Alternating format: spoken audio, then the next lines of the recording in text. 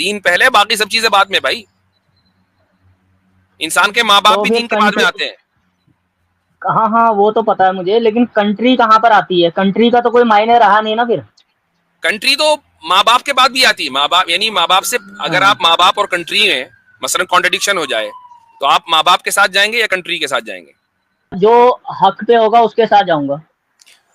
तो इसका मतलब ये हुआ कि कंट्री जो है वो एब्सोल्यूट ट्रूथ नहीं है, बल्कि आप ये नहीं, देखेंगे कि अगर, हाँ तो जब भी तो हुआ ना जो हक पे होगा, यानी ऐसा मान के चल रहे हैं कि कंट्री हक पे नहीं हो सकती, ये पॉसिबिलिटी है, राइट? बोलूं? ये पॉसिबिलिटी है। जी बोलिए। मैं बताता हूँ ना, अगर माँ बाप के बीच में और कंट्री के बीच में से किसी को चुनना हुआ ना, तो हाँ, हक पे कहने का मेरा मतलब है कि मैं पहले कंट्री को चुनूंगा। अच्छा, अभी आपने थोड़ी देर क्योंकि पहले कहा मेरे कि लिए जो हक पे होगा मैं उसके साथ जाऊंगा, जो अब हक पे, स्टेटमेंट क्यों, बदल गया, हाँ एक ही क्योंकि मिनट में बदल गया। अभी आप बताता हूँ क्यों बदला। अब हाँ बताता हूँ क्यों बदला, बदला। यानी ये तस्लीम अभी कर लिया कि थोड़ी, बदला हाँ, है, चलो ठीक है, मान लिया, अच्छा हुआ, मैं एतराफ नहीं किया। तस्लीम हाँ नहीं किया, मैं बोल रहा हूँ अभी थोड़ी देर पहले आपने बोला कि बाप को तो मानते हो लेकिन उसकी बात को नहीं मानते। हाँ, ठीक है, आप कंट्री को तो मानते हो लेकिन उसके संविधान को नहीं मानते। चूंकि कंट्री बाप नहीं है संविधान ना, क्या बोलता है? बाप बाप है, माँ माँ है, हाँ कंट्री नहीं कंट्री है। नहीं नहीं नहीं नहीं नहीं, हाँ, आपने वहां एग्जांपल बाप के साथ ये फिट की, वो एग्जांपल वहां पर बाप की नहीं आ रही थी।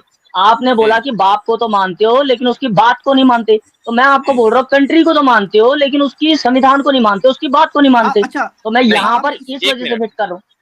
एक मिनट, आप ये कह रहे हैं कि एक इंसान अगर कंट्री को माने लेकिन कंट्री के संविधान को न माने, तो जाहिर सी बात है वो कंट्री से बाहर है, वो कंट्री का नहीं है।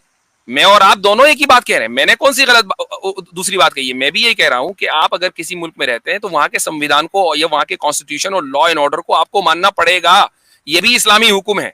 अब मुझे वही एक बात मतलब। बताइए, एक मिनट टेक्नोलॉजी इस्लाम साहब, हमें इस्लाम ने यह हुक्म दिया कि अगर तुम बतौर मुआहिद, मुआहिद एक इस्लामिक टर्म है, वो आप एग्जैक्टली किसी से पॉइंट सॉल्व कर पे। लीजिएगा, वो उसकी बुनियाद पर अगर तुम किसी भी मुल्क में रह रहे हो तो वहां के कॉन्स्टिट्यूशन ये और लॉ मुआहेदा एंड मेरे को ऑर्डर को, पता है।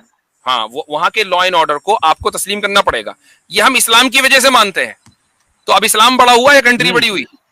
अगर आपके कॉन्स्टिट्यूशन में ये लिखा हुआ है, अगर मैं थोड़ी देर के लिए मान लेता हूं आपके कॉन्स्टिट्यूशन में या किसी भी मुल्क के कॉन्स्टिट्यूशन में लिखा हुआ है कि कंट्री सुप्रीम है, रिलीजन सुप्रीम नहीं है, तो भाई मैं ऐसी कंट्री को भी छोड़ता हूं और ऐसे कॉन्स्टिट्यूशन को भी छोड़ता हूं।